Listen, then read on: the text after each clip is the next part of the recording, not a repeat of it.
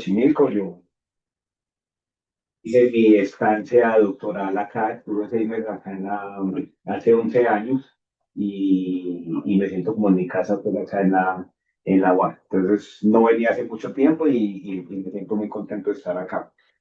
Bueno, no me quiero pasar. Ah, ya. Bueno, he llamado la presentación configuración de los sistemas de innovación inclusivos, una propuesta de la modelación basada en agentes, como les comentaba René.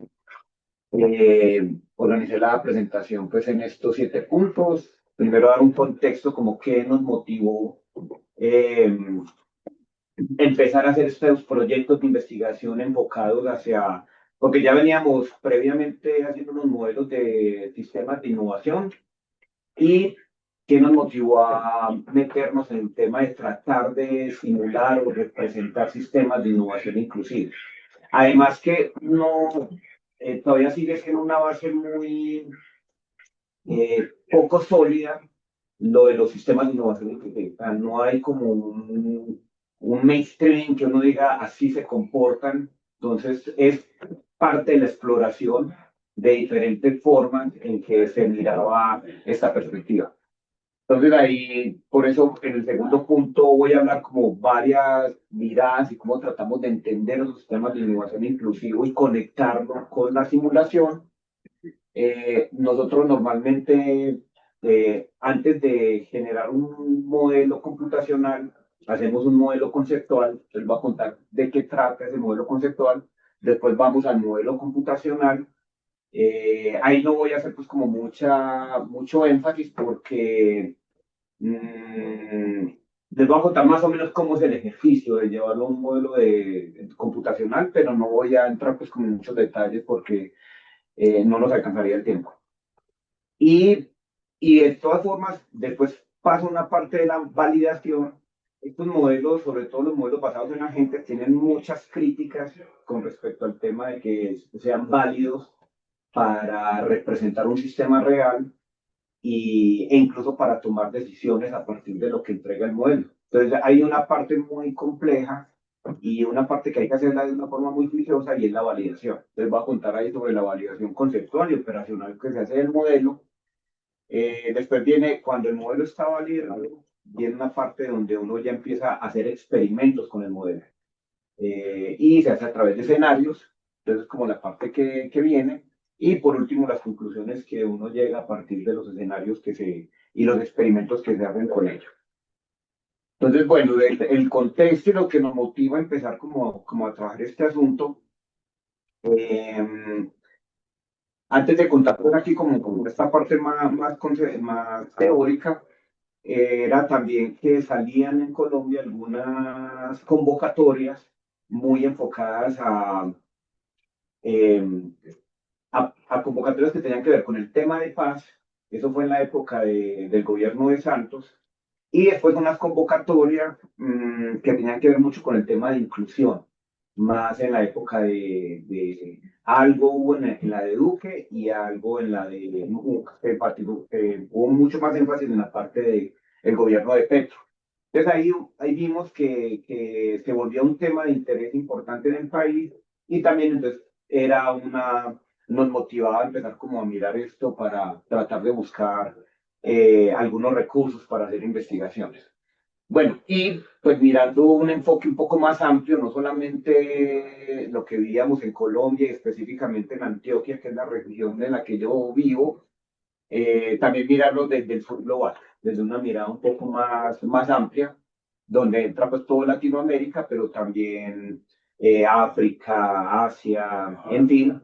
Y vemos que normalmente en el sur global se puede ver niveles de ingreso generalmente bajos, enfrentan muchos problemas estructurales, normalmente que fueron herencias de ser países colonizados, tuvimos colonias, y eso genera impactos duraderos desde el punto de vista de estructuras políticas, desde el punto de vista de estructuras económicas, estructuras sociales, explotación de recursos naturales. Tenemos mucha desigualdad producto de jerarquías sociales instauradas desde las colonias, la erosión cultural e identidad local, porque siempre tenemos unos complejos. que nos da muy duro desde el punto de vista cultural. La inestabilidad política generada por conflictos internos y también que se inmiscuyen en nuestros nuestros problemas internos, potencias extranjeras, el desarrollo desigual de la población donde se ha concentrado la riqueza en algunas élites minoritarias. Esto es muy común de todos los países del sur global. También vemos que estos problemas han contribuido a la creación y perpetúan de diferentes formas de exclusión. Exclusión tanto desde el punto de vista económico, social, político, de identidad y de cultura y exclusión global. Entonces, siendo todas estas fallas, tanto desde el mercado como sistémicas, un reto aún pendiente por corregir en la mayoría de los países que conforman el sur global. Entonces, miren que es un problema muy general y necesita ser abordado. Desde ahí se empieza a pensar que una posibilidad es que de las políticas de ciencia, tecnología e innovación se podría abordar y tratar de corregir esto. Entonces aquí vemos, esto es una política en Colombia que siempre salen como documentos COMPES, el 4029, que es la Política Nacional de Ciencia, Tecnología e Innovación, esta es la última que salió, y trata de hacer una combinación de políticas públicas para superar este tipo de fallas, tanto de mercado como sistémicas, eh, para generar pues o garantizar el bienestar de la población. Pero sin embargo, estos no han sido efectivas, principalmente porque estas debilidades estructurales que limitan tener enfoques integrales y participativos, donde se integren adecuadamente las necesidades y realidades locales, porque muchas veces trata que la política sea muy global, muy de enfoque top-down, pero casi que no sirven dentro de cada especificidad de cada territorio.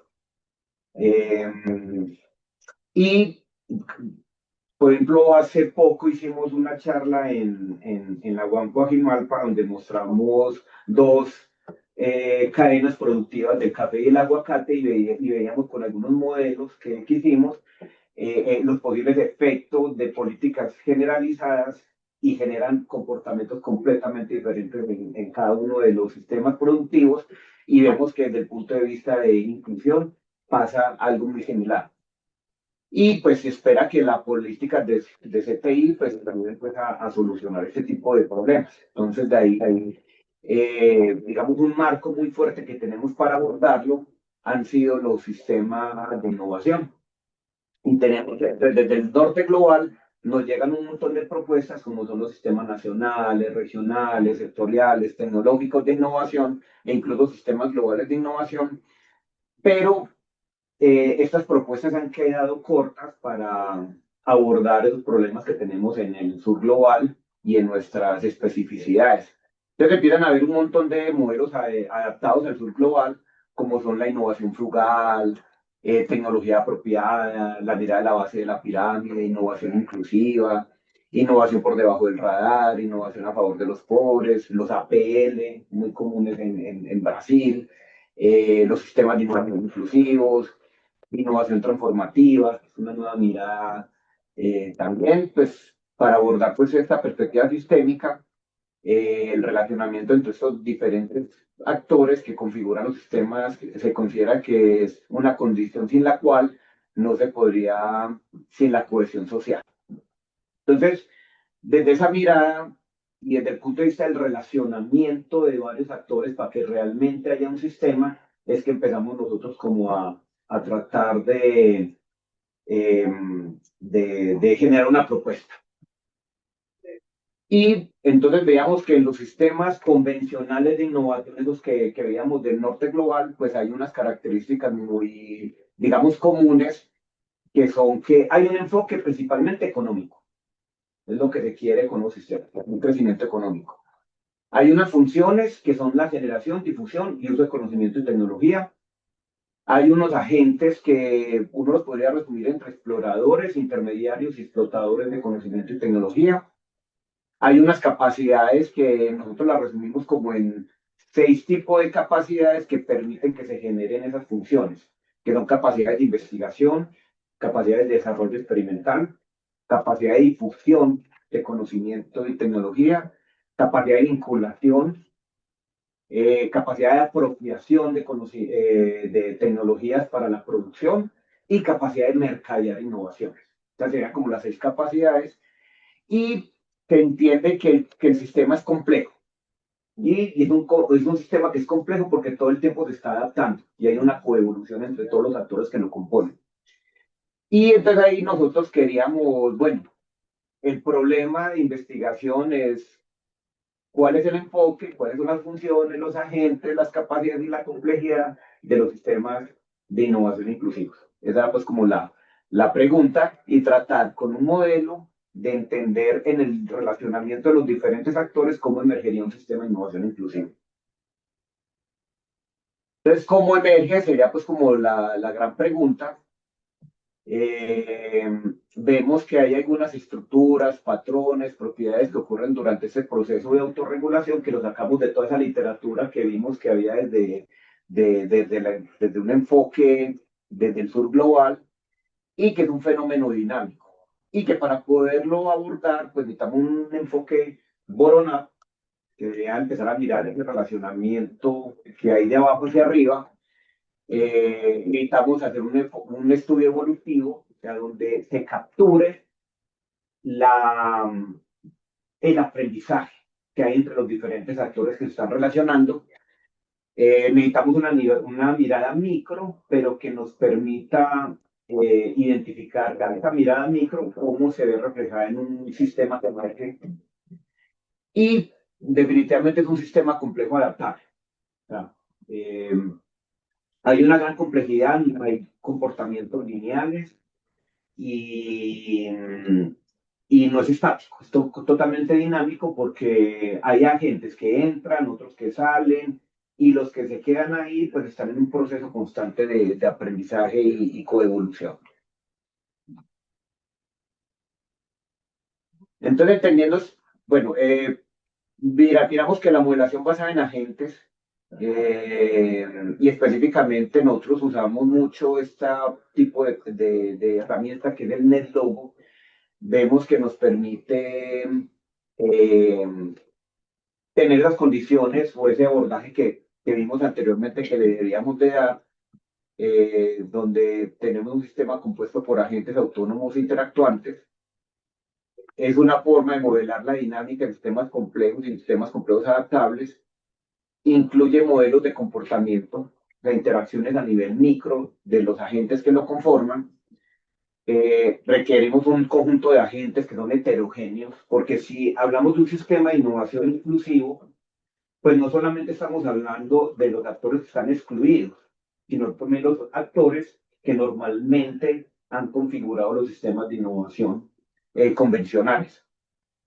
Entonces existe pues la relación entre agentes y métodos de interacción y hay un entorno que pues está reflejado en políticas públicas, en fin, como unas condiciones que están, digamos, un caldo de cultivo para que se pueda dar o no este tipo de relacionamiento. Entonces, miramos que el modelamiento pues, permite explicar los fenómenos y la simulación también permite desarrollar teoría a partir de este tipo de ejercicios.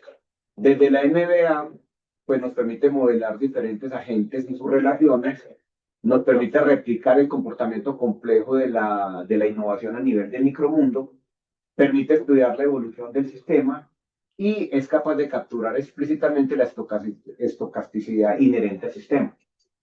Eh, Aquí específicamente lo utilizamos mucho como en la proporción que tiene la configuración en un territorio. O sea, qué cantidad de agentes hay de tal tipo y tal tipo. Entonces, esa estocasticidad tratamos de verla representada en el sistema que se va a crear. También cómo están repartidas las capacidades que logra monitorear o de alguna forma capturar del entorno que va a simular. Y pues el sistema innovador inclusivo pues vemos que tiene actores nuevos o con nuevos requisitos para ser parte de este sistema. Lo que queríamos pues como representar ahí. Tiene el enfoque Boroná, presencia de procesos de aprendizaje y agencia, de agentes excluidos. Este es un punto importante, como en toda la revisión que teníamos de literatura y que después lo validamos con el trabajo empírico, eh, y era que un efecto muy importante para que hubiera inclusión es que estos agentes que estaban excluidos, alguien de ellos tenía que tener voz por esas comunidades, que es también una torre excluyente. Aquí entra el tema del liderazgo, de lo que normalmente llamamos líderes sociales, se vuelve supremamente importante para que se pudiera dar un sistema de innovación inclusive. Entonces, esa presencia de esa agencia en algunos agentes excluidos se volvía casi que mm, indispensable para que se pudieran dar estos sistemas. Y la presencia de reglas de decisión de los agentes. Aquí cambiaban las reglas que normalmente ya habíamos como tenido claras en los sistemas de innovación convencionales. Aquí entran a jugar unas nuevas reglas de juego para que se pueda dar el relacionamiento entre estos diferentes o estos nuevos agentes que queríamos incluir. Bueno, esta es la metodología que seguimos para hacer estos trabajos. Normalmente hay una definición del problema, es una interpretación teórica y empírica del problema real. Recuerden que un modelo, independiente del tipo de modelo que sea, es una representación de la realidad, pero no es la realidad, una abstracción de la realidad. Por eso todos los modelos están mal. Todos los modelos, y es imposible representar algo que es infinito en algo que es finito. Entonces, ese es como el primer punto, como tratar de entender qué es fundamental de lo que quiero estudiar y que quiero realmente representar ahí. Pero no se puede representar todo, es muy difícil, es imposible y muchas veces hasta poco eh, eh, puede enrarecer el poder que puede tener el modelo de representación o de explicación, el tratar de hacerlo a veces tan complejo, puede jugar incluso en contra. Entonces ahí entra un poquitico como el buen olfato, la intuición del modelador de decidir qué sacar y qué dejar. Esa es una parte pues que también es una capacidad que se va adquiriendo con el tiempo y después de haberla cometido muchos errores. Bueno, viene la conceptualización del sistema, que es a través del modelo conceptual. Ahorita se los voy a presentar cómo llega uno a él. Después entra la parte de la formulación del modelo, que aquí son, para llevarlo a un modelo computacional, para programarlo, pues se definen unas reglas de decisión y flujo del proceso. Después se pasa a la verificación y validación. La verificación es que esté bien programado, o sea, que lo que uno dice que va a hacer el modelo, pues realmente sí lo haga, y es un tema más de ajuste del programa. Que le dice Ah, que sí. aceptara que estaba allí. Bueno, es un ajuste del programa y la validación sí es una validación tanto teórica como empírica del modelo que sí esté representando plausiblemente lo que uno quiere representar. Y cuando ya estoy tranquilo con el testeo, la validación del modelo, pues ya empiezo a construir escenarios para poder hacer análisis de decisiones y contestar pues la pregunta de investigación. Bueno, entonces, ya para, digamos, la configuración, pues tenemos el grupo de agentes, ya habíamos hablado de ellos, los que permiten la generación, difusión y uso de conocimiento, que sean agentes exploradores, intermediarios y explotadores. Tenemos un entorno competitivo que está, pues, digamos, desde los tradicionales, está enfocado hacia un crecimiento económico. Las entradas y salidas del modelo o de los modelos que habíamos hecho previamente hay oportunidades de innovación que los diferentes agentes que conforman el sistema tratan de aprovecharlas a partir de la generación de innovaciones. ¿Listo? Entonces, la entrada son esas oportunidades y la salida son las innovaciones y las capacidades las que les había comentado anteriormente: investigación, desarrollo, difusión, vinculación, producción y apropiación de tecnología y mercadería de innovaciones. De las características hay una direccionalidad de los agentes hacia la rentabilidad, hay una no linealidad hay complejidad y hay una acumulación de capacidades a partir del aprendizaje. Aprendizaje vía el hacer, el usar, el interactuar. Listo. Entonces, esto es lo que teníamos previamente, digamos ya los modelos que habíamos hecho anteriormente. La gráfica de la izquierda nos está mostrando cómo ha sido la producción de artículos que tienen que ver con sistemas de innovación convencionales. Listo. Y enfocados en el crecimiento económico. Esto es como incluso una simplificación de los modelos que nosotros ya habíamos hecho anteriormente, donde entonces ahí tenemos la entrada que son oportunidades de innovación, la salida que son innovaciones que buscan un máximo beneficio económico. Hay unos actores que son los exploradores, intermediarios y explotadores. Ahí están las capacidades que tiene cada uno de los agentes, que son de investigación y desarrollo el explorador, difusión y vinculación por el intermediario, y producción y marketing de innovaciones por parte del explotador. Ahí está mal, es explotador, no explorador. Y tenemos las funciones, generación, difusión y uso. Y lo que tenemos es un conocimiento científico y tecnológico. Hay un entorno donde hay políticas de ciencia, tecnología e innovación. Y es un contexto capitalista de mercados libres y competitivos. Entonces, este es como el modelo base del que partimos. Entonces empezamos a buscar cómo complementar ese modelo base a partir de literatura, de los sistemas de innovación inclusivos. Ahí hicimos pues una búsqueda y encontramos pues como varios grupos que nos empiezan pues como a hablar de temas del rol de los excluidos que pueden tener los sistemas de innovación, que están en entornos de escasez, tienen otro tipo de capacidades, hay otras reglas para su participación y que muchas veces ellos se mueven no tanto hacia oportunidades de innovación, sino a solucionar sus necesidades o sus problemáticas. Y hay unos elementos relevantes que eran, pues, en su condición de exclusión, que ya la direccionalidad no es solamente económica, también puede haber direccionalidad social o direccionalidad incluso también ambiental. Es importante, entra otro tipo de conocimiento a jugar, no solamente conocimiento científico y tecnológico, sino también conocimiento tradicional, ancestral, en fin. Empieza a haber otro tipo de funciones, no solamente las de generación, difusión y uso de conocimiento científico y tecnológico, sino también asociado a ese conocimiento tradicional y ancestral.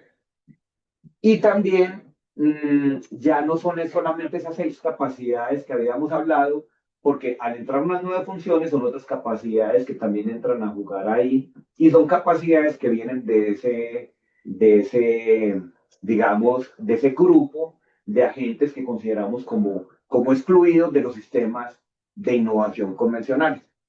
Hay unos autores que nos ayudan mucho, como son pues Arocena, Sulz, que son pues bastante conocidos en nuestros ámbitos.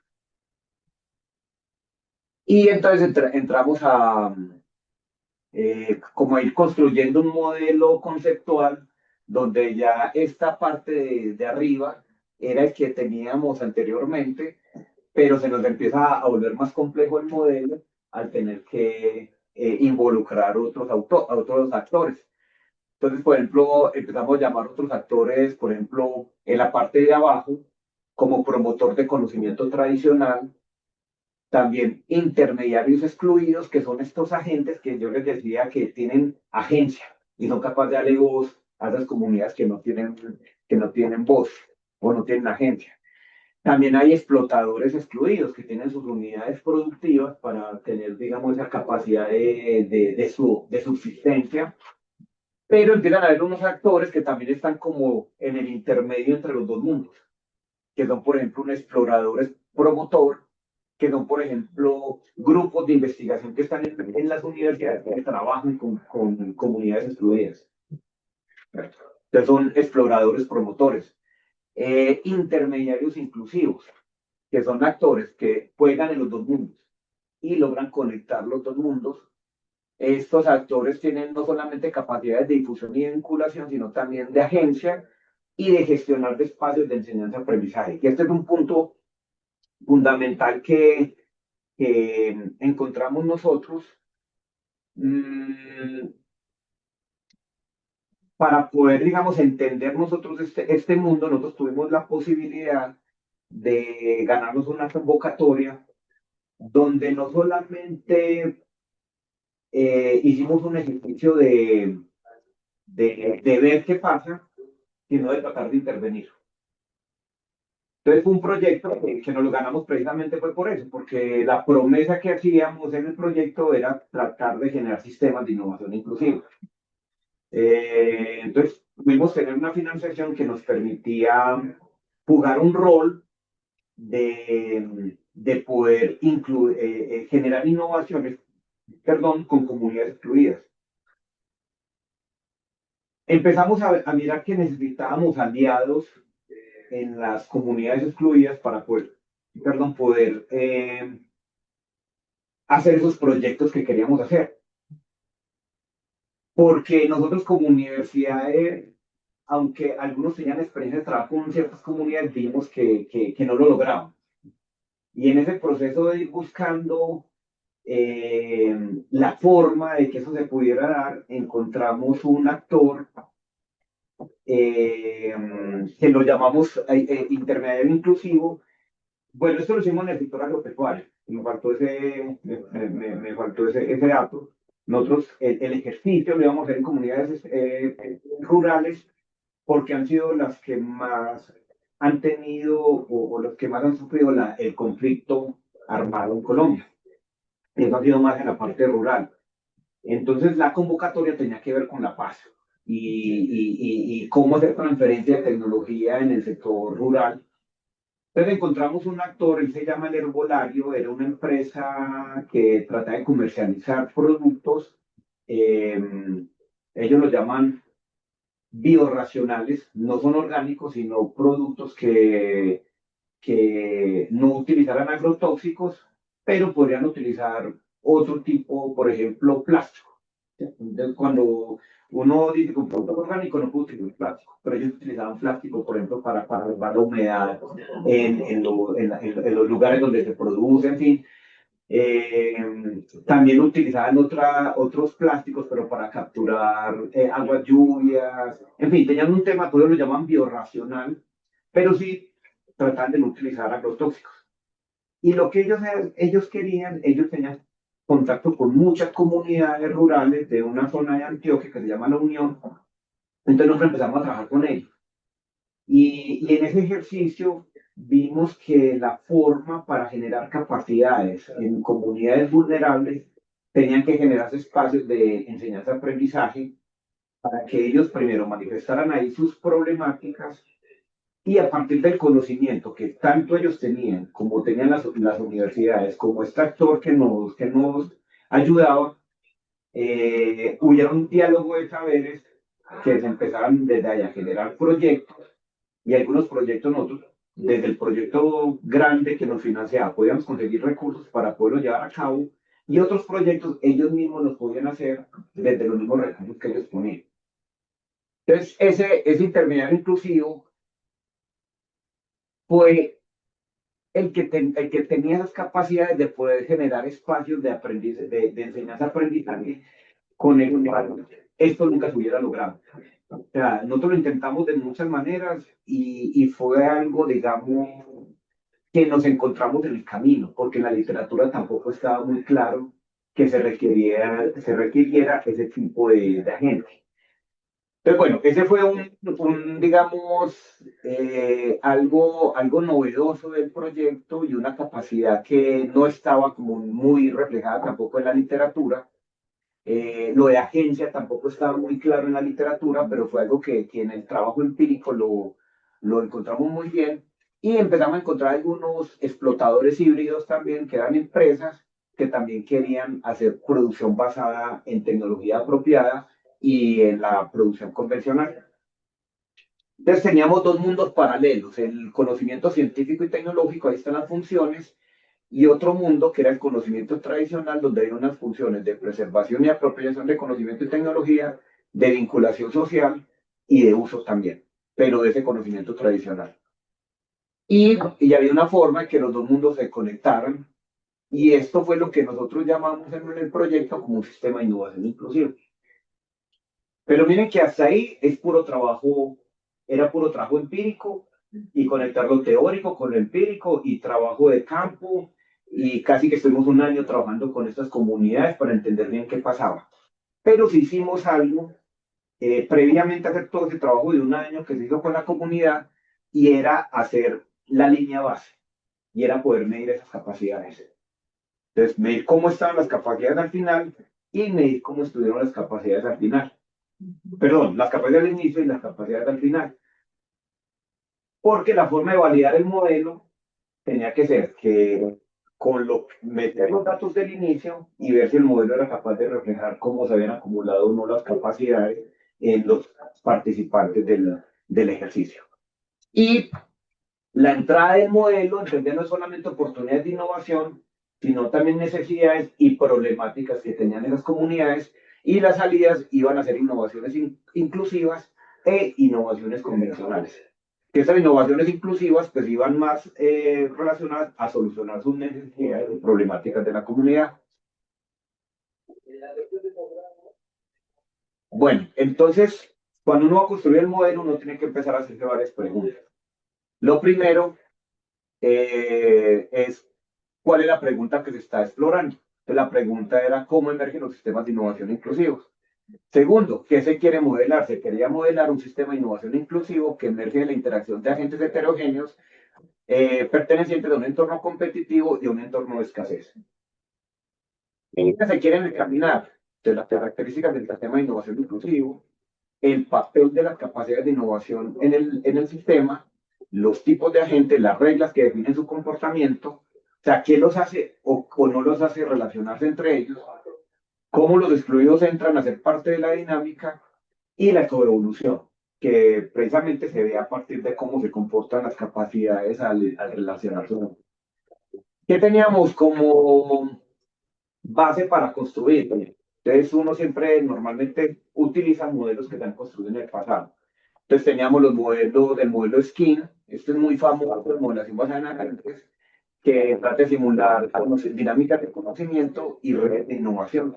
Los autores pues son Gilbert, Ipica, Arweiler, eh, y pues tienen un enfoque competitivo, especialmente en proyectos de I+D, y entonces uno siempre mira en el modelo como de ahí qué puede recoger y qué limitaciones se encuentran. Entonces encontramos tres cosas que nos pueden servir y tres limitaciones.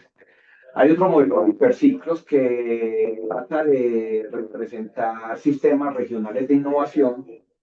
Nace con Payer, este es un autor de Estados Unidos, pero lo empiezan a trabajar y digamos, a hacer extensiones de este modelo también unos autores de Italia, de la Universidad de Federico III de Nápoles. Y lo que buscan es innovación competitiva, son cadenas de valor, que empieza a ser esa parte interesante de cómo se van generando cadenas. Encontramos cinco cosas buenas de esos modelos, pero tres limitantes, especialmente que los agentes eran totalmente inteligentes. Y en la realidad hay una racionalidad limitada y esos agentes sabían exactamente qué tenían todos los otros agentes por dentro, como su ADN de capacidades y eso en la realidad pues no, eso no existe. Teníamos el modelo que habíamos construido nosotros desde el 2016, que validamos acá en México con las fundaciones Produce. Por eso estuve acá, en los 6 meses que estuve acá, se hizo fue la validación del modelo con las fundaciones Produce de acá de México. Después hicimos unos trabajos con el sector de café y aguacate en Colombia. Eso fue en el 2019 en adelante, 2017-2019. Y bueno, y otros modelos que se habían hecho. Entonces de ahí encontramos 7 cosas en las que nos íbamos a apoyar, pero también habían 4 limitantes de nuestros trabajos previos. Aquí un trabajo que se hizo acá en la UAM Xochimilco con Natalia Gras y la doctora de Utrenet, que ellos habían hecho un trabajo de innovación inclusiva también en modelación basada en agentes. De ahí tomamos 3 elementos y otros 4 que se podían superar. Entonces ahí tomamos pues como los 9 elementos de los modelos anteriores y creamos unos elementos nuevos que eran el conocimiento tradicional, que había necesidades y problemáticas sociales que estos sistemas debían tratar de abordar. Había que crear un ambiente inclusivo eh, y ya no eran suficientes las capacidades que teníamos previamente, sino que habían que sumar 6 capacidades adicionales, capacidades para la inclusión. Ya no eran solamente, nosotros teníamos previamente 9 tipos de agentes. Realmente con ese proyecto nos tocó inventarlos, o digamos inventarlos no, sino categorizar, caracterizar 63 tipos de nuevos agentes. En teoría eran 9, digamos lo que la mirada que teníamos inicialmente, pero cuando uno crea el modelo computacional, uno tiene que considerar que los agentes van aprendiendo y desaprendiendo y nos daban nuevas posibilidades de combinación de capacidades que no teníamos previamente en cuenta. Y esas, al tener 12 capacidades diferentes, uno tiene que previamente mirar si estas aumentan, si estas disminuyen, las diferentes posibles combinaciones que se pueden dar. Y en esas diferentes combinaciones nos dieron 63 tipos de agentes. Entonces hay que nombrarlos, tratar de caracterizarlos y mirar cuál es la dificultad que hay en la posible relación entre uno y el otro. Bueno, eso fue una cosa que casi la estudiante de doctorado que tenía ese problema en su tesis doctoral, casi se enloquece. María Luisa Villalba, uno de los autores que hemos tenido ahí, casi enloquece cuando llegamos a ese punto, pero fue un ejercicio bien interesante de, tener caracterizados esos tipos, esas posibilidades de autores, así en la realidad no existieran. Mejor dicho, nos pasó algo similar a lo de los físicos cuando empiezan con el bosón de Higgins, que teóricamente existían unas partículas que experimentalmente nunca las habían identificado. O sea, teóricamente ya existían, pero, y eso fue algo que nos pasó en este modelo. Aunque no los teníamos ahí en el equipo con el que estábamos trabajando de actores, sí quedaron categorizados quiénes podrían ser y las posibles características que tenían ese tipo de modelos. Eso es lo chévere de estos modelos que juegan entre lo teórico y lo empírico, que uno va creando una teoría que no necesariamente la está identificando en la realidad en el caso ahí. Pero para poderlo modelar, tienes que tener en cuenta las posibles combinaciones que se dan en los agentes del mundo que estás creando. Bueno, la coevolución también estaba, los costos de transacción. Este punto es muy importante porque entre los actores convencionales de los sistemas de innovación y los excluidos, el costo de relacionarse es muy alto, que no se saben relacionar entre ellos. Y por eso es tan importante esos nuevos actores que tienen unas capacidades diferentes y son los que generaron la posibilidad de conectar dos sistemas. Que eso lo habla mucho un autor, Lawrence Cleve, habla mucho de los intermediarios sistémicos de innovación. Y ahí entran a jugar ese punto de conexión de sistemas, ese tipo de actores, que en el caso real fue esta empresa, el Herbolario, la que les comentaba. Y se sumaron otros 2 elementos que no habían sido considerados modelos previos, que es la parte de la direccionalidad. Y había que agregarle a los agentes no solamente una direccionalidad económica, sino también social y ambiental, porque no todos los actores del sistema convencional iban a relacionar con estos vulnerables, ellos tenían que tener una direccionalidad que o sea, eso está en la estrategia de la organización que le permita abordar el tipo de problemas. Y otro elemento que es el que les comento, esos eh, espacios de enseñanza-aprendizaje que se volvieron fundamentales para que los excluidos generaran unas capacidades que les permitieran después participar en proyectos de innovación. Entonces ese proceso de enseñanza-aprendizaje se volvía fundamental. Y no era solamente de los actores del sistema convencional hacia los excluidos, sino que también los excluidos venían con un conocimiento que se tiene en cuenta en esos proyectos. Entonces acá tenemos más o menos pues como cómo se conectan esos dos mundos. Entonces había unas direccionalidades económica, social y ambiental, unas capacidades de innovación convencional y unas capacidades para la inclusión, que ya los comenté. Y en las NOPIs eso tenía que ver reflejado. O sea, las NOPIs eran esas necesidades, oportunidades de innovación, problemas e ideas que tenían que conectar con esas capacidades y direccionalidades que tenían los agentes. Bueno, es una forma de uno lograr conectar el entorno con los agentes. El entorno tiene atributos y los agentes tienen capacidades y direccionalidad. Entonces uno trata de generar como una especie de conexión entre el entorno para que pueda conversar con los agentes. Y eso es lo que permite que se generen los relacionamientos en el sistema. Entonces uno primero lo hace como una forma conceptual, que era acá el modelo, y uno lo vuelve operativo en la parte del modelo computacional. Ahí teníamos que tener en cuenta procesos de enseñanza y aprendizaje con los excluidos, tenemos que tener en cuenta principios de localización y complementariedad, porque aquí es muy importante que una gente se relaciona con el otro, eh, se vuelve súper importante el tema geográfico, o sea, que haya una cercanía entre los actores, que para otros modelos eso no es tan importante. Eso entra a ser como, por ejemplo, en proyectos más de investigación y desarrollo convencional, la parte geográfica casi que deja de ser importante y entran a ser otros tipos de distancias como la cognitiva, como la social, como la institucional, entran a jugar un rol más importante que geográfico, pero aquí el geográfico era fundamental. La coevolución, la recompensa que va a obtener cada uno de los actores que participen en los diferentes proyectos. Entonces ahí, digamos, hay una pequeña gráfica que muestra ese rojito, es lo que llamamos nosotros NOPI, y hay el excluido, o sea, que tiene como la carita triste, está la universidad y está el actor que quiere un desempeño económico, eh, pero todos tienen que ganar. Para que se dé el relacionamiento, todos tienen que tener algún tipo de recompensa. Entonces es importante tener en cuenta los costos de transacción. Y es que eh, siempre cualquiera que se relacione con cualquiera, hay un costo en relacionarse. Cuando entra una universidad y otra universidad, el costo es más bajito, porque nos entendemos entre nosotros y tenemos como un mismo lenguaje y sabemos cómo relacionarnos entre nosotros. Pero entre una universidad y una empresa, ahí el costo de transacción aumenta.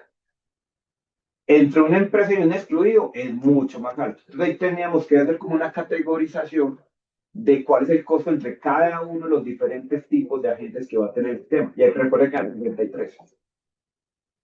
Y cómo se va a medir el desempeño del sistema. Entonces, el desempeño se va a medir en cómo se comportan las capacidades del sistema, que aumentan o disminuyen, y también el beneficio que obtienen los diferentes actores, o sea, cómo se comporta, nosotros lo llamamos un stock de excedentes, eh, la reducción de excluidos en el sistema y la participación de los excluidos. Bueno, este es un ejemplo de algunos actores que tomábamos del sistema y les medíamos las capacidades. Ahí tenemos los actores convencionales, que son los que aprenden como AC y las diferentes capacidades que tenían y la direccionalidad. Teníamos el intermediario inclusivo, que era en este caso el herbolario. Ahí teníamos la medición de sus capacidades y sus direccionalidades, y los agentes excluidos, son los que están en la parte de abajo, que también teníamos medidas de capacidades.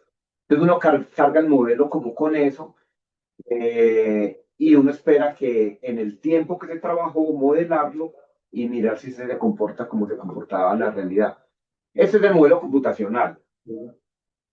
Esto se lleva a un diagrama de flujo. Cada rombo son las decisiones que toman los agentes. Entonces, miren, por ejemplo, nacen las NOPIs en el sistema. Entonces, nacen, uno las puede hacer de una forma estocástica y es como el tipo de oportunidades que uno logra identificar en el territorio o en el entorno. Entonces, ellas van naciendo a partir de esa característica en el sistema. Hay algunos agentes que ya están en el sistema, que tienen unas capacidades, y ellos conectan con esa oportunidad de una forma geográfica. Entonces, las NOPIs buscan los agentes que los van a tratar de suplir y empiezan a buscar en un radio. Y si no existe en ese primer radio cortico, entonces buscan en el radio que está más amplio. Esa es la decisión. Existe una NOPI en el radio, sí, sí, conecta con ella. Trata de conectar. Mira si la capacidad, si la direccionaria de la gente es la misma que está pidiendo la NOPI. Sí, sí, entonces generan conexión. Si no, entonces la NOPI tiene que seguir buscando en el radio más amplio.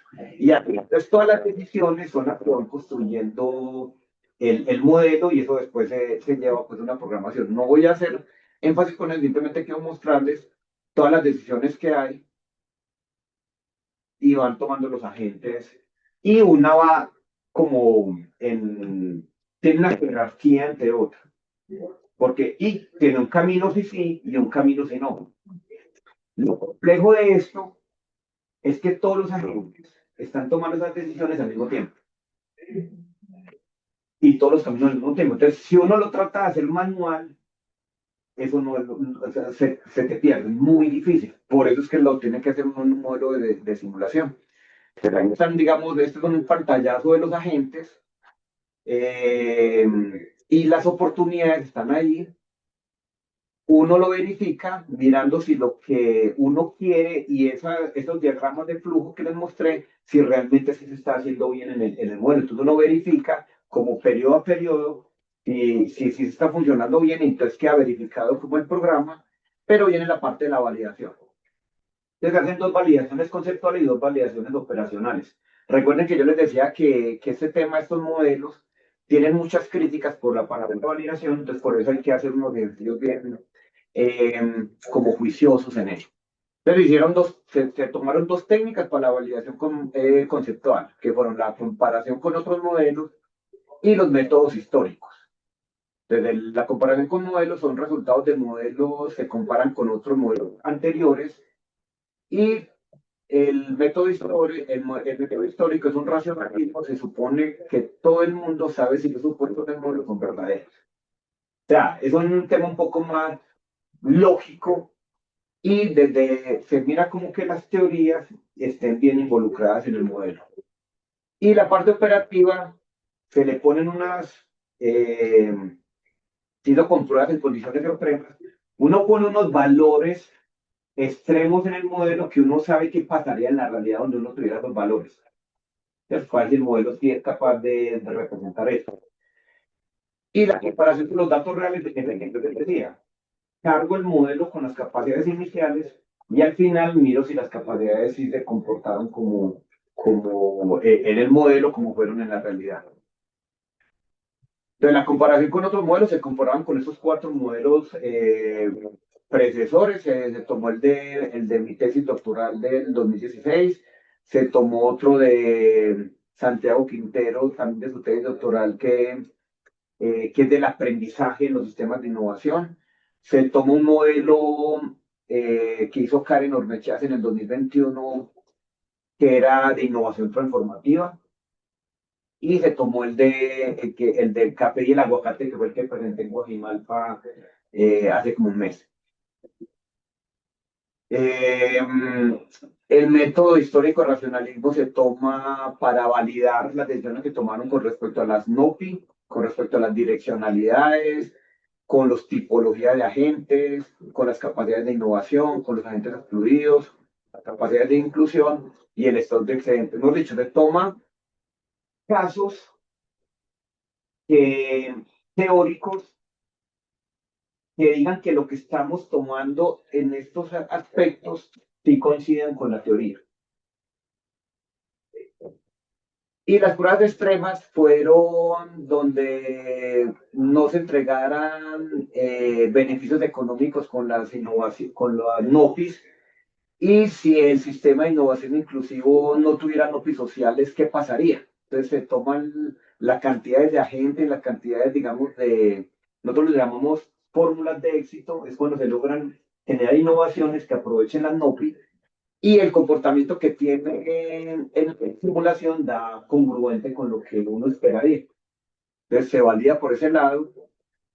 Y ya el otro que les comentaba, pues ahí hay, digamos, un trabajo donde se midieron las capacidades de los diferentes participantes en el ejercicio. Ahí estamos en la unión, ahí están los campesinos, eh, y normalmente ellos todavía han sido víctimas del conflicto armado.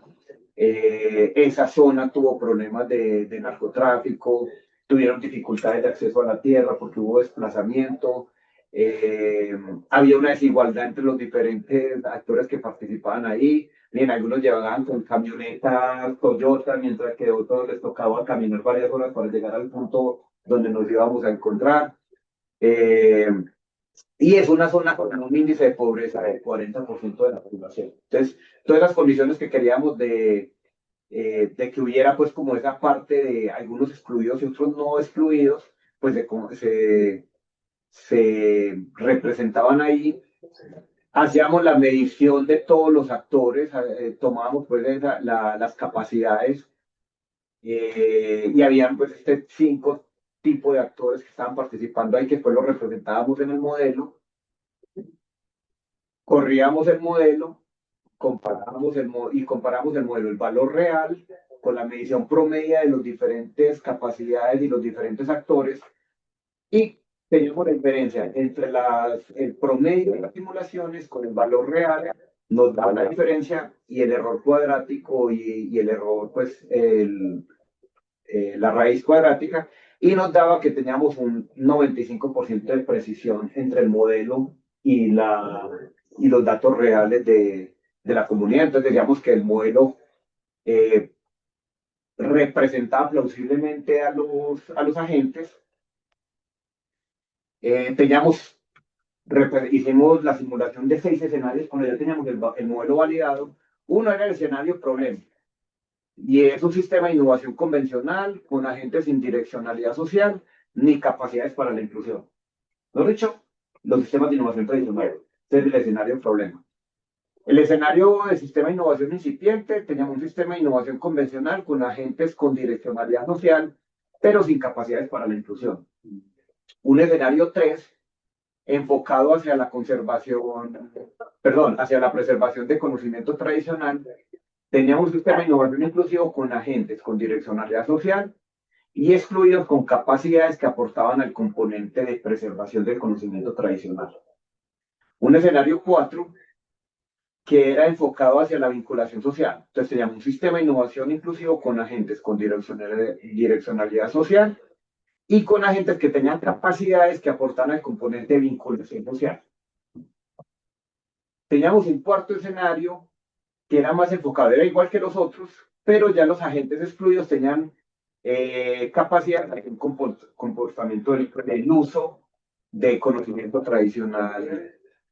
Y el sexto, tenían de todo. O sea, tenían todas las capacidades, en todos los componentes de la función de innovación inclusiva. Y entonces aquí están las 7 variables que queríamos medir en los escenarios. Queríamos medir el número de excluidos, cómo se comportaba en el tiempo, la participación de excluidos en el proceso de innovación, la direccionalidad, cómo se comportaba, las no PIS aprovechadas, que eso quería medir como el nivel de innovación inclusiva del sistema, la confianza, o sea, cómo se comportaban los costos de transacción en el sistema, el proceso de enseñanza-aprendizaje, si se participaba, si se aplicaba o no en los sistemas, y las capacidades de producción y mercadeo, cómo se comportaban, o sea, para la salida de los productos al exterior. Entonces ahí están los 6 escenarios. Ese es el comportamiento del número de excluidos en el sistema. Vemos que en los escenarios 5 y 6 era donde más bajaba el número de excluidos.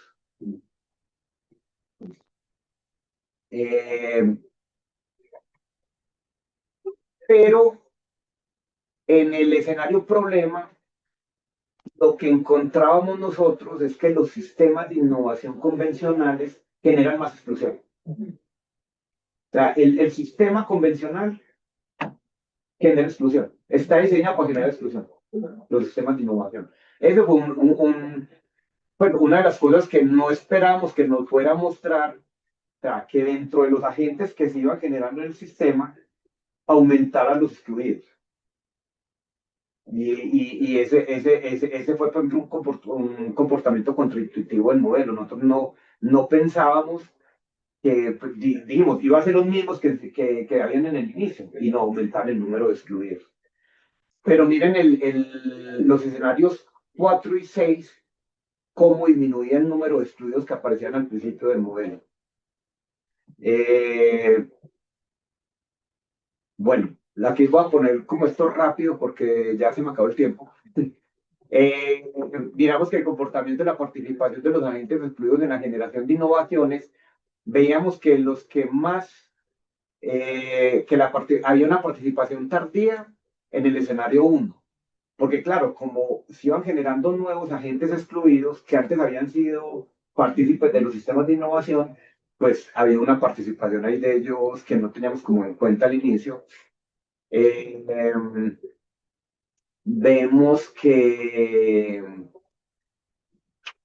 el 5 y el 6 siguen siendo los que tienen mejor comportamiento.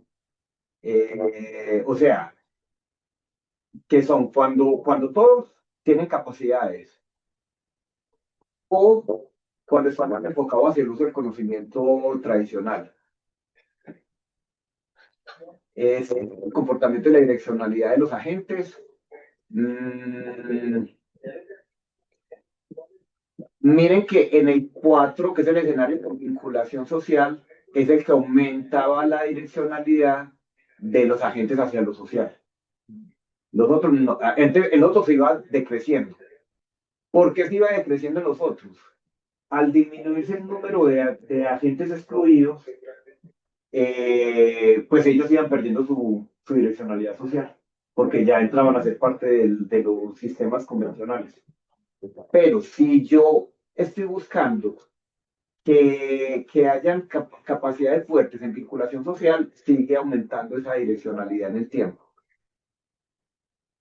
Esto es el aprovechamiento de las NOPIs. Vemos que el que mejor aprovecha las NOPIs es el escenario 4, que es donde está más enfocado hacia la vinculación social. Y casi que los otros casi que no son estadísticamente significativos. Es el comportamiento de los costos de transacción. Claro, como en los otros escenarios se genera más relacionamiento con actores que son excluidos, aumentan los costos de transacción. Mientras que en el convencional, que es el moradito, no, porque en el convencional no se está relacionando con ellos.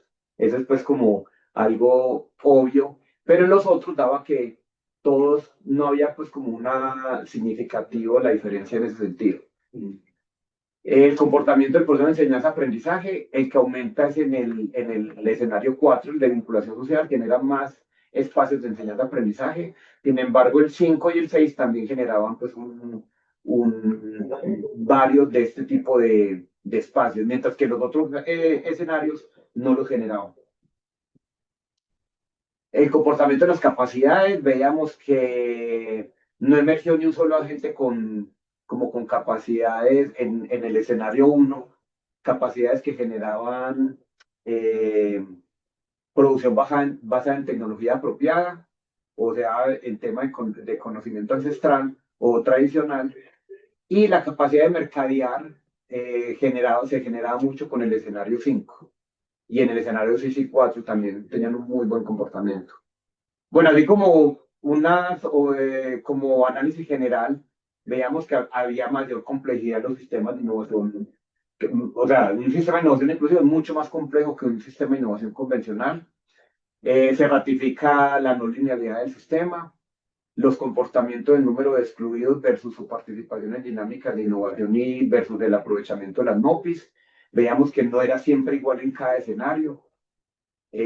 También veamos que los sistemas de innovación convencionales no promueven la inclusión.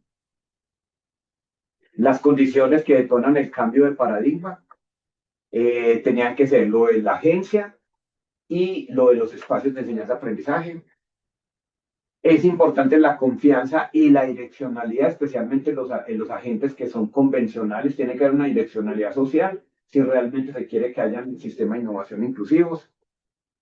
Y que estas capacidades para la inclusión Era una propuesta que hacíamos nosotros desde este proyecto, pero es algo en lo que debíamos seguir trabajando y como perfeccionando la forma de medirlas e incluso pueden haber más de las que teníamos nosotros incluidas en el trabajo.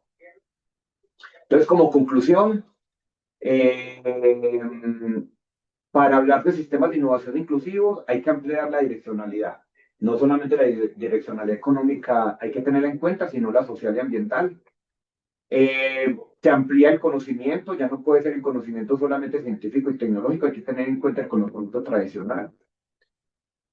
Un actor fundamental son los intermediarios entre los dos mundos.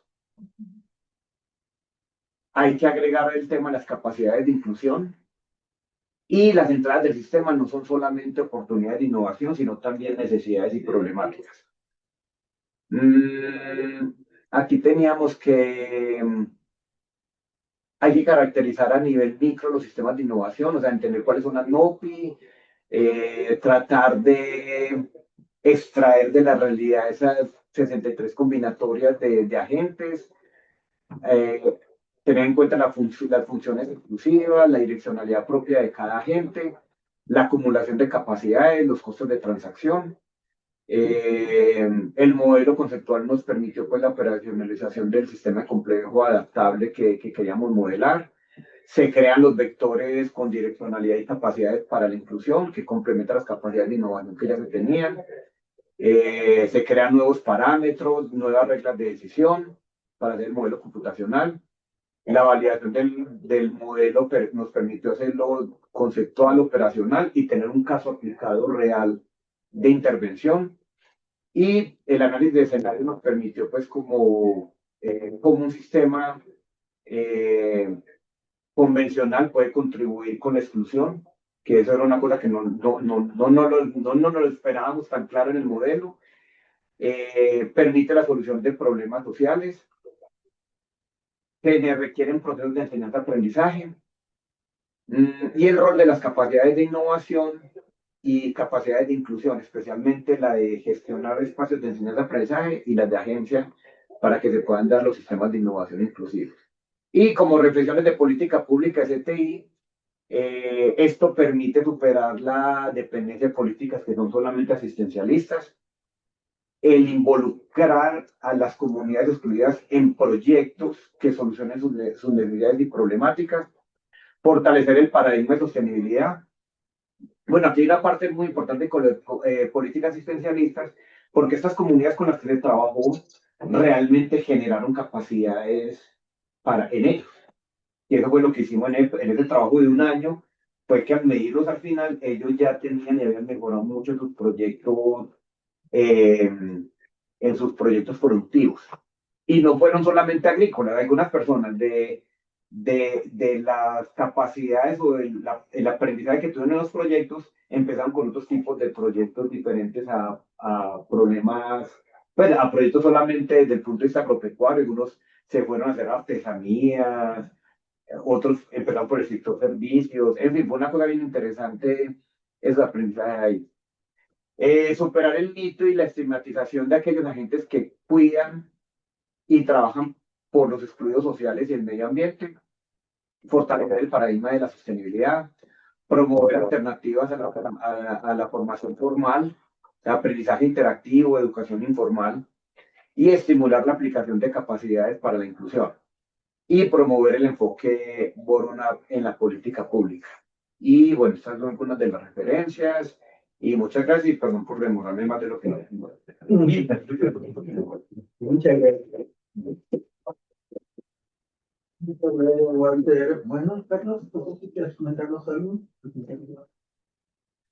Pues sí. Pues sí. Pues, pues muy interesante tu charla, tu plática, Walter.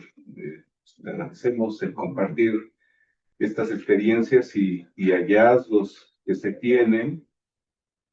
Y bueno, con el grupo de investigación en el que colaboras, creo que se le va dando forma a otra mirada de visualizar lo que todos conocemos, que es la complejidad de los procesos de innovación, no solamente por los actores, por la manera en la cual hay que conceptualizar, sino, creo yo, como algo relevante por el conjunto de interacciones que están detrás de todo ello y que involucra conductas.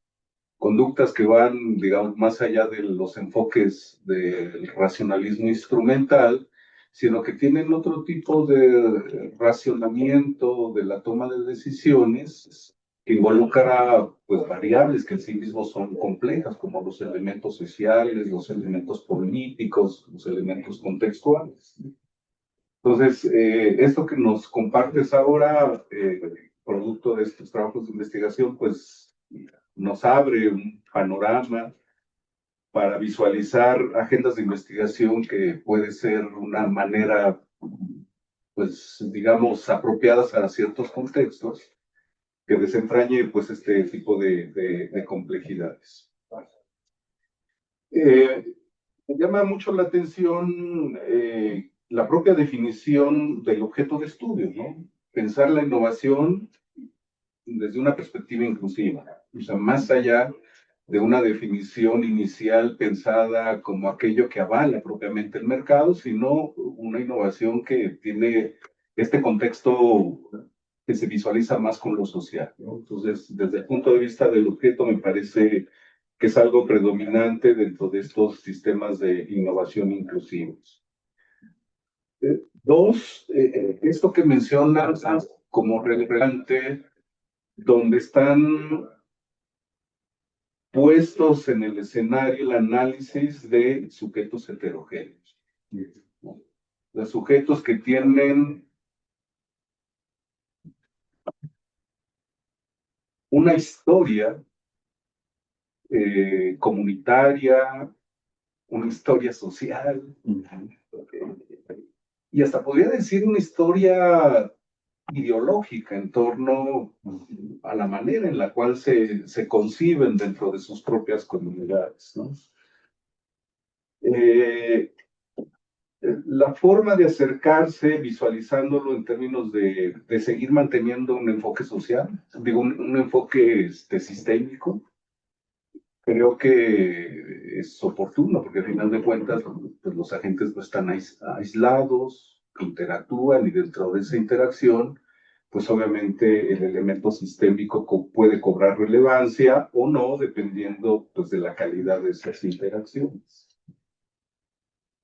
Y en todo ello, lo que nos mencionabas como parte, digamos, del enfoque, es cómo se van dando estos procesos, digamos, de adaptación, de generación de rutinas, de acumulación de capacidades, que al menos ahora hasta lo que nos muestras, y forma parte quizá, a veces aprovechando el uso de la palabra, de una duda, pues qué tanto estas capacidades se convierten en algo persistente a lo largo del tiempo, porque a lo mejor se lograron cierto tipo de capacidades de inclusión, como bien mencionas, pero son productos de ese momento, de ese contexto, de ese tipo de iniciativas, y esas se mantuvieron, se perdieron, hacia dónde transitan hacia la construcción de estas llamadas capacidades sostenibles, que se pueden permanecer en el tiempo.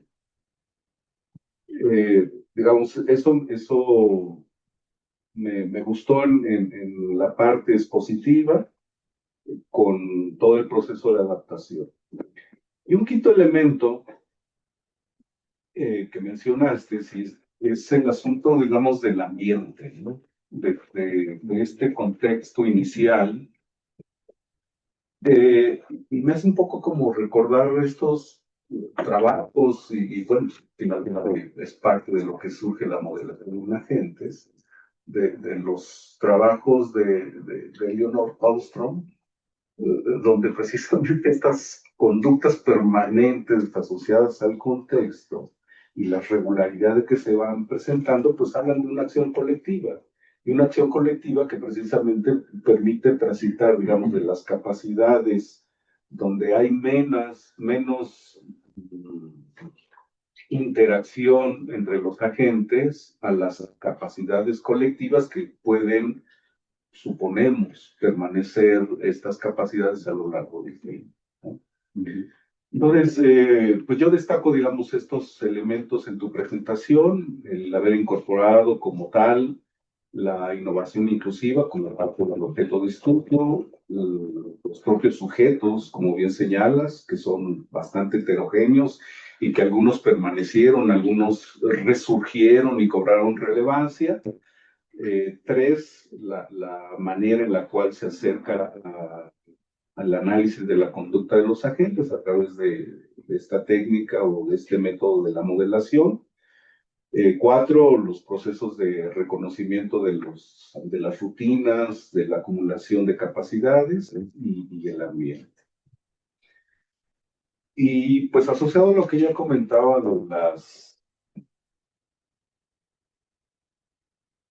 de si estas capacidades permanecen en el tiempo, pues aprovecho también para preguntar qué es lo que quedaría dentro de la agenda de investigación. O sea, aprovechando, digamos, ya estos resultados,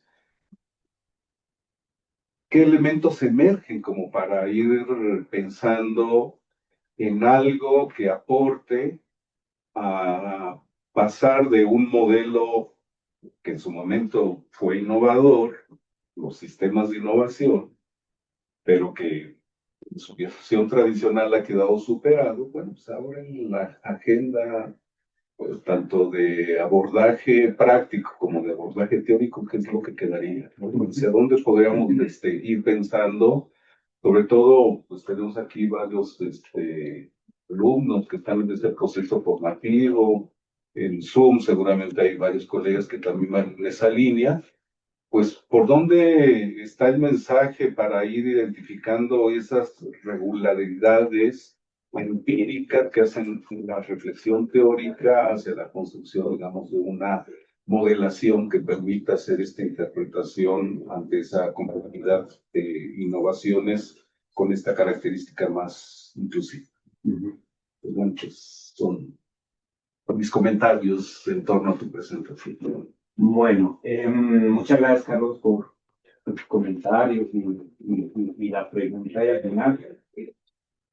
Bueno, lo de las capacidades, cómo se mantienen en el tiempo. A ver, pues tú sabes que la capacidad está compuesta por grupos de rutinas y hay unos elementos importantes, incluso cuando nosotros medimos la capacidad, y son cuatro elementos que hacemos los que componen la capacidad. Un elemento formal, un elemento informal en la organización o en la gente que se mide, un elemento humano y un elemento tecnológico, de infraestructura tecnológica. Entonces, claro, cuando yo mido estos cuatro elementos, por ejemplo, en una universidad, en una organización formal, una empresa o un intermediario de innovación, por ejemplo, un centro de desarrollo tecnológico, pues van a estar muy claros esos cuatro elementos y yo los puedo tener un nivel, si está en un nivel alto o medio o bajo, pero cuando íbamos a unidades productivas informales, o que se consideran como excluidos, o digamos personas que tienen su unidad productiva que a duras penas le da para sobrevivir, pues casi que todo esto, por ejemplo, un tema formal es casi que nulo, tiene unos elementos informales, pero en el elemento humano, ahí uno empezaba a encontrar una riqueza en su experiencia previa, en cómo había hecho para sobrevivir, en cómo incluso había generado innovaciones en la forma de presentar sus productos para poder comercializarlo, que empezaban a ser muy interesantes y algo de infraestructura. Pero cuando tú los poníamos en el proyecto, en los observatorios de enseñanza-aprendizaje, rápidamente ellos iban adaptando cosas de otros compañeros que también eran excluidos y en los diferentes proyectos, digamos, que se eligieron como para,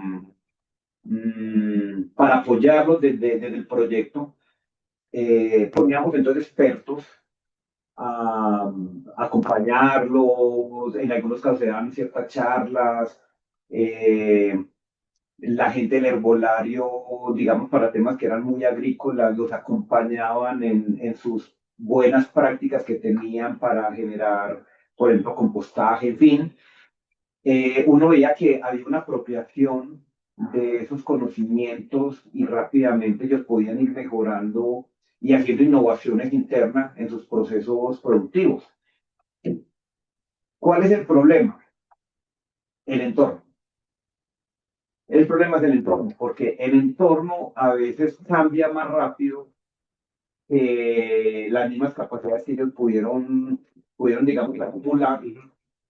Vamos, en un futuro esas capacidades iban a quedar cortas con un entorno mucho más competitivo, un entorno que pide unas capacidades más altas y, y al acabarse el proyecto, de pronto ya no está la motivación de seguir conectados, porque claro, ahí hay unos recursos que les podría ayudar y podía generar que el sistema de innovación inclusivo se mantuviera, pero por ejemplo, la universidad o nosotros que teníamos, digamos, una financiación para ir para desplazarnos, para llevar algunos recursos, algunos profesores de las diferentes, éramos tres universidades las que estamos participando, que acompañar a ciertos procesos. Al acabar del proyecto, ya no había recursos para hacer eso.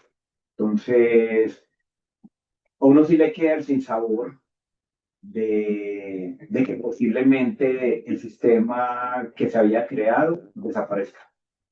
Al no haber, ¿por qué? Porque no hay nuevos proyectos desde esa política pública.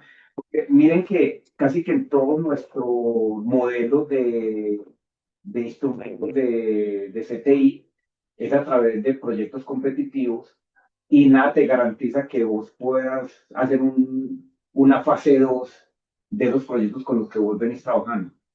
Entonces, incluso desde las reflexiones de política, y no lo puse ahí, es tener esa posibilidad de seguir en diferentes fases de proyectos que se vienen trabajando, porque tú tendrías que entrar otra vez, competir, e incluso que la orientación de política pública vaya en el sentido de apoyar ese tipo de proyectos.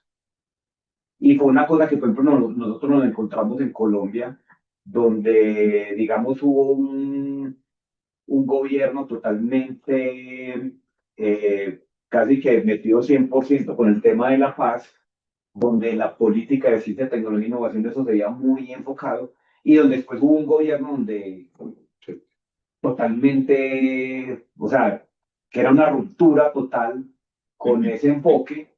Entonces, claro, uno ya no encontraba recursos ahí para seguir con esa misma línea. Entonces, yo creo que hay un problema para que esas capacidades sigan acumulándose de esos grupos excluidos y es, uno, proyectos que puedan prolongar trabajos previos que se vienen haciendo y dos, un entorno que a veces, porque es que el entorno también aprende. Entonces esos atributos, esa sofisticación de los productos y los servicios que se están pidiendo desde el entorno, cambian a veces más rápido de lo que se están acumulando las capacidades de los actores que están tratando de innovar. Y entendiendo que la innovación no es un fin, sino un medio para lograr cumplir con los objetivos de esos actores. Y en este caso son solucionar sus necesidades y sus problemáticas que también pueden estar evolucionando más rápido de lo que sus capacidades se acumularon o esas oportunidades de innovación que hay en el entorno. Entonces ahí esa dificultad. Ahora, trabajos futuros. Pues venimos haciendo unos trabajos, eh, uno, pues sí, claro, las capacidades que nosotros estamos acostumbrados a medir eran capacidades organizacionales, no individuales. Entonces, estamos haciendo un trabajo, esto es una tesis doctoral donde se trata de medir más el comportamiento de las personas y tratando de entender cómo los modelos mentales de los diferentes, digamos, participantes en proyectos de innovación permiten o no que se tenga buenos resultados en esos proyectos. ¿Cierto? Que se pase como del valle de la muerte tecnológico. Entonces, tratando de entender un poco más esos equipos de trabajo que al final de cuentas, aunque son diferentes organizaciones que pueden participar ahí, terminan siendo personas. Entonces, estamos tratando de modelar es el, el proyecto en sí y el modelo mental que se genera con las personas que participan en un proyecto. Entonces ahí nos estamos yendo no a capacidades organizacionales, sino a habilidades de las personas y creencias, en fin. Entonces nos fuimos ya más al tema humano, como para poder entender un poco mejor el asunto. También estamos hablando del tema de resiliencia, porque en el actuar de los agentes digamos, el entorno que nosotros teníamos está todo el tiempo dando oportunidades, te van generando oportunidades, pero no habíamos tenido en cuenta que es que no solamente te genera oportunidades, sino que el entorno también te genera golpes, te genera shocks. Y en comunidades que son excluidas, sí que los shocks se sienten mucho más fuertes. Entonces, ¿cómo sos capaz desde la resiliencia o cómo esas capacidades te vuelven más resiliente a los diferentes golpes que te encuentras en el transcurrir? Entonces estamos trabajando el tema de resiliencia en los modelos eh, con José Miguel, que está por acá, y el trabajo que hizo con Diana Mofica. Se empezó a trabajar ya no solamente el tema de la distancia geográfica, sino otro conjunto de distancias que también afecta el relacionamiento de los agentes y los diferentes costos de transacción que se dan ahí en el relacionamiento, que son la social, la institucional, la organizacional, la cognitiva y la geográfica, y que ellas tienen diferente momento de acuerdo a yo para qué me estoy relacionando con el otro agente. ¿Cierto? Es muy diferente si yo estoy en la generación, a si estoy tratando de hacer difusión o si estoy tratando de hacer uso de conocimiento y tecnología. Entonces, actúa de diferente manera en las diferentes distancias. Entonces, eso complejiza un poco más el modelo. Y otra cosa que teníamos nosotros en estos modelos previos es que el aprendizaje o la velocidad a la que aprendían los agentes era casi que estándar en todo el sistema. No, con este trabajo con Diana y con José Miguel también se hizo que el aprendizaje fuera diferenciado de acuerdo a las capacidades y digamos, ese conocimiento previo que también tenían los diferentes agentes. Entonces, sí, mm, temas para mejorar, como decía al principio, pues todos los modelos son una abstracción de la realidad y todavía hay muchos elementos en lo que se puede mejorar. Algo que falta mucho trabajo aún es la representación del entorno. La representación del entorno nosotros lo hacemos a través de unos atributos que pueden tener esas necesidades, esas problemáticas o esas oportunidades de innovación. En algunos modelos hemos hecho que estas oportunidades también aprenden, se van sofisticando, los atributos son cada vez más altos, pero lo estamos manejando de una forma muy aleatoria. O sea, el modelo lo dejamos que funcione de una forma mucho más aleatoria, pero a eso falta meterle un poco más de operacionalizar lo que está pasando en la realidad. ¿Cierto? Hacia dónde hay más presión, si hay más presión hacia atributos, digamos, de sofisticación, desde un punto de vista más, o sea, que le da más valor al producto o a la innovación, o si de pronto esa, ese entorno lo que está pidiendo es un atributo más social o más hacia lo ambiental y de pronto no tanto hacia la parte económica. Esa parte todavía no la hemos logrado operacionalizar muy bien en los modelos. Se ha dejado un poco que funcione de manera aleatoria, y no tanto eh, como tratar de encontrar una estocasticidad en el comportamiento del entorno. Sí, sí.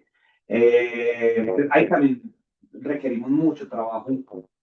Mm, yo creo que esos son como los frentes que están ahora un poco más abiertos y ahora pues con José Miguel estamos trabajando en el tema de salud, de cómo se apropian tecnologías de la cuarta revolución para el sector salud. Entonces, ahí hay unas distancias cognitivas interesantes, hay un relacionamiento entre especialidades, pero también con otros eh, que son empresas que vienen a surtir ese tipo de tecnologías, pero que son para otro enfoque. Entonces, ahí también nos hemos encontrado con varios problemas en el camino para poderlo volver operativo. eh, y bueno, y esto siempre genera unos conflictos entre representar la realidad, pero cómo lo volvemos operativo y simplificarlo en el modelo. Eso siempre se genera una tensión ahí en ese punto que es muy interesante y genera mucho aprendizaje. Entonces, pero al final de cuentas pues, este ejercicio de crear modelos. Yo digo que nosotros somos como unos soldados que sabemos que vamos a perder la guerra, pero vamos logrando ganar algunas batallas porque la realidad nunca la vamos a ser capaz esa guerra nunca la vamos a ganar, pero vamos a ir un camino de algunas batallitas que nos dejan unos aprendizajes interesantes, sobre todo para tomar decisiones, que las decisiones las tomamos muy en niveles de complejidad. Muchas veces quieren dar soluciones muy simplistas que no, digamos, desconocen esa complejidad a la que se están enfrentando. Bueno, no sé si alguien tiene una... ¿Alguien más aparte? Además, no, tampoco los chicos no tienen preguntas sobre la técnica. ¿Le quedó claro? Ahora le vamos a poner a hacer un modelo a él. Claro. Abre el globo, Walter. Pues no, pero realmente viendo como toda esta propuesta que desarrollaron pues con Walter y otros colegas allá en Colombia, eh, digamos, a mí me queda muy claro que hay una aportación teórico-metodológica que es muy interesante porque permite comprender la complejidad del sur global, ¿cierto?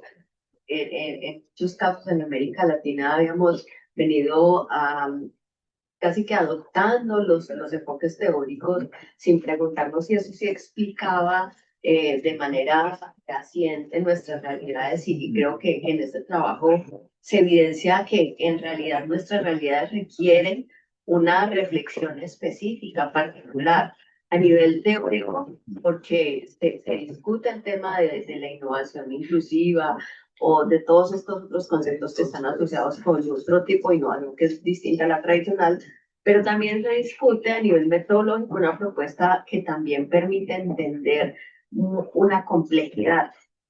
Entonces creo que hay una aportación que es bien interesante y que vale la pena pues como seguir explorando como lo ha venido haciendo Walter con su equipo allá en Colombia y en ese sentido me parece un trabajo realmente muy relevante para este tema.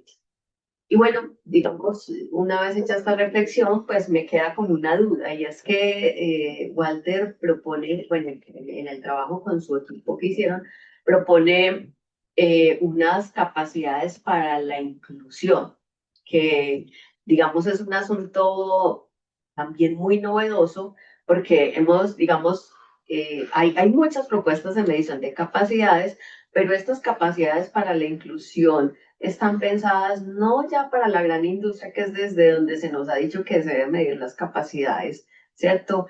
Que son estas propuestas que iniciaron en Asia y que luego han venido migrando a través del mundo con diferentes formas, pero que no dejan de ser capacidades para la gran empresa. Ahora, pensando en la realidad del sur global, donde no tenemos esa configuración, digamos, a nivel de la economía y que nuestros contextos son tan distintos, esas capacidades para la inclusión, me queda como la duda y me gustaría que nos platicaras un poco más, Walter, y es, bueno, esas capacidades son propuesta del grupo o son una recopilación de la literatura. ¿Cómo hicieron ustedes para proponer esas capacidades que además son muy interesantes porque hablan de la capacidad de preservación del conocimiento tradicional, que es una capacidad que no está incluida dentro de la perspectiva clásica de la medición de capacidades o de la capacidad de apropiación o de la agencia o de la gestión de espacios de estudio de aprendizaje?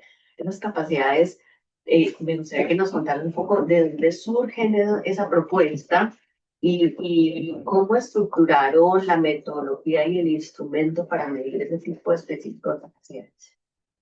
Bueno, gracias María por la pregunta, porque ahí está como el core de todo el asunto. Bueno, uno, con tu comentario de nuestros contextos, el nivel de heterogeneidad nuestro es gigante comparado con los del norte global. Yo creo que ese, y fue lo que nos encontramos en el proyecto. Por eso les decía, 63 tipos de agentes diferentes para representar el tema de la innovación inclusiva. Y es por las combinaciones de esas capacidades específicamente. Y bueno, ¿cómo medirlas? Entonces, al final de cuentas, una capacidad es lo que te permite hacer algo. Entonces, teniendo claro qué es lo que permite hacer la capacidad, que era esa parte, listo, de conservación del conocimiento tradicional, el desarrollar, hacer desarrollos con el conocimiento tradicional, o sea, las que ponemos ahí,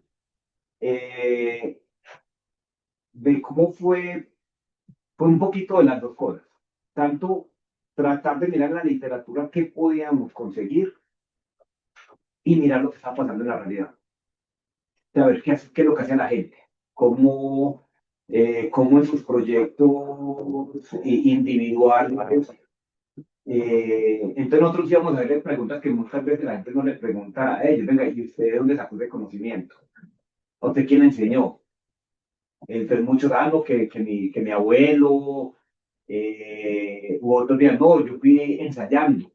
Muchas veces ellos mismos hacían procesos de experimentación que no estaban, o sea, casi que hacían un diseño experimental, pero empírico, o sea, muy desde la intuición y sin ningún tipo de metodología.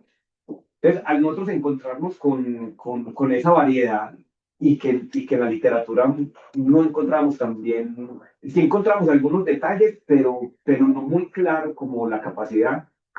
Entonces ahí cuando nosotros dijimos, pues propongamos un nombre, entendamos cuál sería como la función que conecte como en un paralelo con las funciones de los sistemas de innovación y tratemos de hacer un paralelo, pero desde esta perspectiva de lo más tradicional. Y entonces ahí empezamos pues como a incluso a darle los nombres a las capacidades y a partir de los elementos con los que medíamos las capacidades convencionales, tratar de hacer un paralelismo. Lo que hicimos fue hacer un paralelismo con las otras, descomponiendo cada capacidad en los 4 elementos que te comentaba. El elemento formal, el elemento informal, el elemento humano y el elemento de la infraestructura tecnológica. Y a partir de los 4 elementos tratábamos de hacer preguntas de cuáles serían desde esa perspectiva del hacer, de esa capacidad, porque al final de cuentas las capacidades son lo que te permite hacer en contexto. Entonces era traducir el lenguaje de lo convencional, de las capacidades que siempre hemos trabajado, a ese nueva forma. Pues, ¿cómo lo hicimos? Pues discutiendo mucho entre el grupo y la experiencia que veíamos con la gente. Porque realmente en la literatura fue muy difícil encontrar algo que se acomodara a lo que nosotros queríamos realmente medir. Y de hecho, pues al tener como cierto nivel de novedad, fue que permitió que todo ese ejercicio lo reconociera una revista tan importante como Research Policy, y eso está en este paper de Research Policy porque hay unos elementos digamos, novedosos.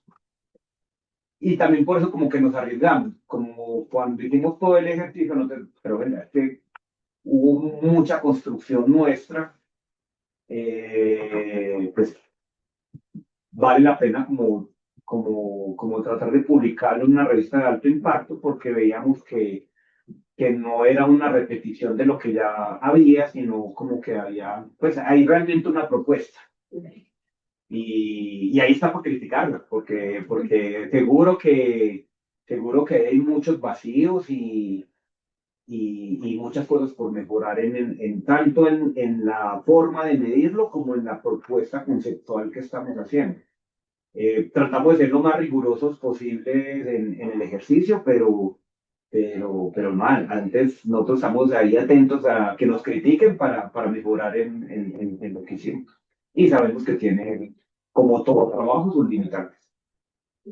Pero sí, fue muy propuesta de nosotros, María, nos llegamos ahí. Y fue a punta de discutir que llegamos a eso. Interesantísimo. Una última pregunta. Bueno, pues, discúlpame, René, y ahí le hago una invitación pues como a los estudiantes y es hacer un poco arriesgados también en las propuestas que uno hace, o sea, no quedar solamente con lo que encuentro, que estoy seguro porque la literatura me lo da, sino a ser un poquito como irreverentes en lo que uno también trata de hacer. Y bueno, y eso lo puede llevar a uno a tener muy buenos resultados de hacer cosas novedosas que también es la idea pues como de la ciencia y especialmente las tesis doctorales que tengan ahí ese movimiento de la frontera del conocimiento y ser un poquito, sí, reverentes con lo que sea novedosos. Pues, ahí, pues, quería pues como hacer esa invitación y no quedar solamente con lo que ya está más afianzado. Y también desde el sur global podemos hacer propuestas bien interesantes. Muchas gracias. ¿Alguna otra pregunta? Yo tengo una pregunta técnica sobre la manera en que están corriendo tus modelos. Quería saber, más que nada, el poder computacional que están usando para correrlo. ¿Qué iteraciones están haciendo? ¿Lo están haciendo en modelos de LLM? ¿O realmente cómo es que los están corriendo? Bueno, nosotros lo hacemos en NetLogo, que ahí yo puse un pantallacito del NetLogo. Aquí lo importante es que el sistema emerge. En NetLogo, como las cosas en agentes, uno no diseña el sistema. El sistema emerge a partir del relacionamiento de los diferentes agentes que componen el sistema. Entonces, lo que uno hace de programación en el NetLogo, tú lo haces por procedimientos. Y los procedimientos lo que reflejan son las decisiones que toman los agentes. O sea, tú diseñas el agente. Tú diseñas es el bichito que está ahí en el modelo, las decisiones que él toma. Y a partir de esas decisiones es que emerge el relacionamiento entre unos que sí y otros que no se relacionan. Y a los que les va bien o les va mal, porque a algunos les va mal, porque tú tienes que crear como...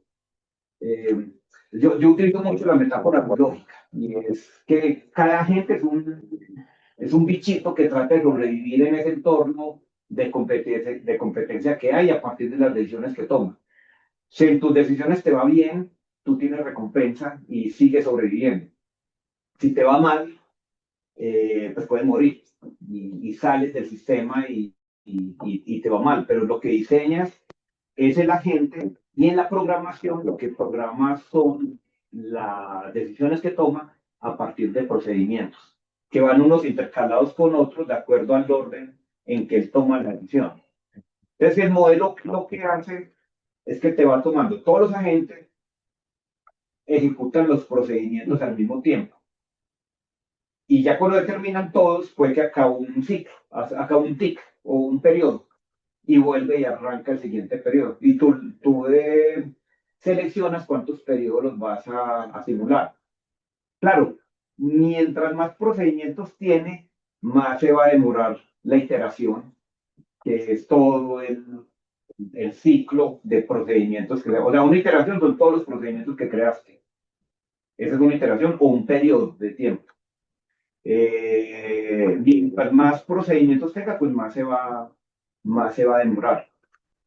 Y mientras más relaciones se van generando, porque claro, al inicio del periodo no hay relaciones, pero en los siguientes se van generando muchas más relaciones, entonces se vuelve más lento y digamos, una iteración al inicio te puede demorar, no sé, 2 segundos, pero digamos al final, cuando ya llevas, por ejemplo, 20 periodos, una sola iteración te puede demorar unos 10 minutos o algo así, porque obviamente necesitas más poder eh, computacional por el tema de las relaciones que hay. Y como todos están ejecutando al mismo tiempo, mientras más agentes vos le pongas, pues más se va a demorar la iteración. Entonces, es muy dependiendo de la complejidad del modelo que tenga, de las decisiones que tomen, de los procedimientos.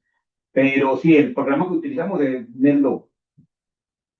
Y lo bonito de esto es que vos nunca sabes cómo va a salir el sistema, porque tú no lo diseñaste, tú diseñaste fue la gente.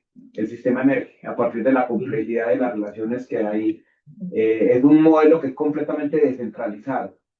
La generación del sistema, la emergencia o los comportamientos agregados te dan a partir de la interacción de los diferentes agentes. Por eso te sirve para representar la complejidad, porque en el mundo real es muy así.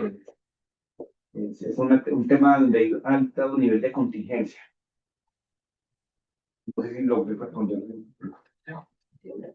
Bueno, pues muchas gracias, Walter. No te aplaudo.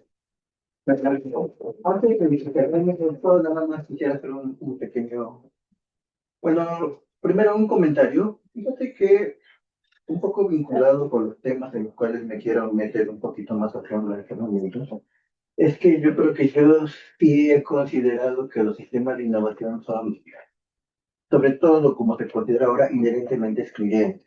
Y esto lo veía sobre todo porque en parte lo que motiva esta nueva parte no nueva, en realidad, lo posterior por algunas cuestiones personales, es que si tú no has visitado la parte del Bajío, creo que lo harás, de hecho, no tanto, me comentaste, es que si tú vas al Bajío, tú ves que hay una inversión muy fuerte en cuestiones relacionadas con la alta tecnología.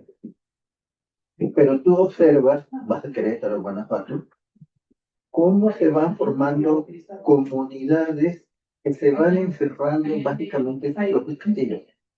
Tú vas y observas cómo se generan conglomerados de gente pudiente, porque son los ingenieros, son los que comercian, son los que están dentro de esta parte donde tienen sus propios restaurantes, sus propias tiendas, tienen sus propios cines, todo encerrado dentro de la puerta amurallada, básicamente.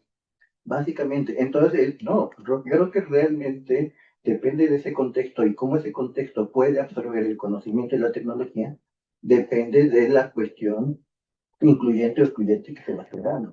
Esto aquí en México es muy, muy claro. Bueno, la parte, al menos en esta parte de la zona que se conoce como el Bajío, que es donde se está invirtiendo mucha tecnología, ¿no? Esa parte de ahí.